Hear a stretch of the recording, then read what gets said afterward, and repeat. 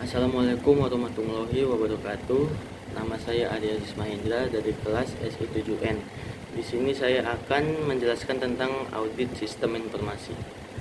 Pengertian audit menurut salah satu ahli adalah suatu proses sistematik yang bertujuan untuk memperoleh dan mengevaluasi bukti yang dikumpulkan atas pernyataan atau asersi tentang aksi-aksi ekonomi, kejadian-kejadian, dan melihat tingkat hubungan antara pernyataan atau asersi dan kenyataan, serta mengkomunikasikan hasilnya kepada yang berkepentingan. Ada juga auditor. Auditor adalah pemeriksa di mana terdapat dua jenis auditor, yaitu internal dan eksternal. Auditor internal ada di dalam organisasi itu sendiri, misalkan divisi kepatuhan di perusahaan dan inspektorat jenderal pada instansi pemerintah. Auditor eksternal merupakan auditor yang berasal dari luar organisasi, misalkan kantor akuntan, publik, dan badan pemeriksa keuangan.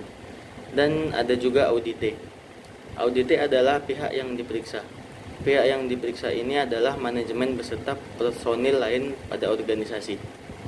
Lalu ada jenis audit. Audit keuangan berfokus pada laporan keuangan.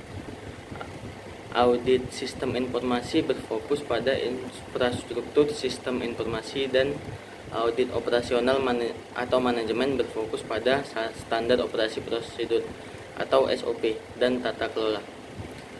Lalu ada audit investigatif bertujuan pada pembuktian secara hukum, biasanya dilakukan dengan penugasan khusus.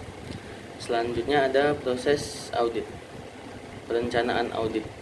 Sebelum melaksanakan pekerjaan audit terlebih dahulu, auditor harus menyusun rencana audit secara sistematis. Rencana audit tersebut terdiri dari tahapan-tahapan berikut.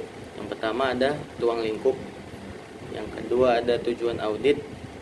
Yang ketiga ada organisasi tim audit. Keempat, tinjauan hasil audit sebelumnya. Dan kelima, identifikasi faktor risiko.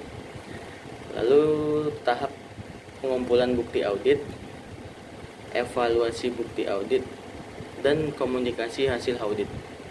Kegiatan audit dan temuan yang diperoleh selama pemeriksaan akan dituangkan pada suatu laporan yang nanti akan digunakan manajemen untuk melakukan tindakan koreksi atas sistem pada organisasi.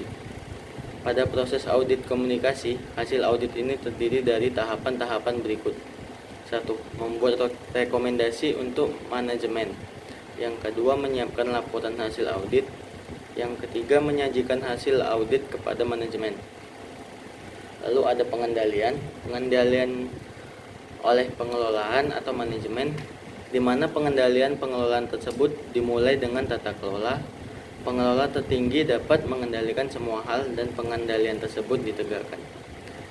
Proses pengolahan, memahami bisnis operasi, identifikasi aktivitas kunci, dan menentukan kebutuhan organisasi. Demikian yang saya dapat jelaskan tentang fungsi audit sistem informasi. Lebih dan kurang mohon maaf. Assalamualaikum warahmatullahi wabarakatuh.